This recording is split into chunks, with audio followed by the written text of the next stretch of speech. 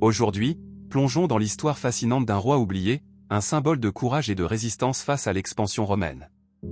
Voici l'histoire de Juba I, souverain de Numidie, dont le destin fut lié à l'une des périodes les plus tumultueuses de l'histoire antique.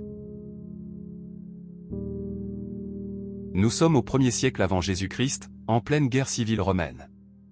D'un côté, Jules César, l'ambitieux conquérant. De l'autre, Pompée, le défenseur de la République. Entre ces titans, un roi berbère, Juba I, prêt à défendre son royaume contre l'impérialisme romain. Héritier du trône de Numidie, Juba I succède à son père, Yampsal II.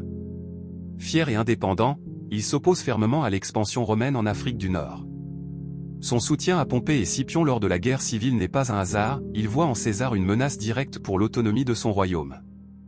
Mais cette alliance scelle son destin. L'année 46 avant Jésus-Christ marque un tournant. Jules César, fort de ses victoires en Gaule et maître de Rome, mène une campagne décisive en Afrique du Nord. La bataille de Thapsus est un désastre pour Juba I et ses alliés. Vaincu, trahi par le destin, le roi refuse de se soumettre. Plutôt que d'être capturé, il choisit de mettre fin à ses jours, un acte de fierté et de désespoir. Mais l'histoire de Juba I ne s'arrête pas là. Son fils, Juba II, sera élevé à Rome, devenant un roi érudit et allié de l'Empire.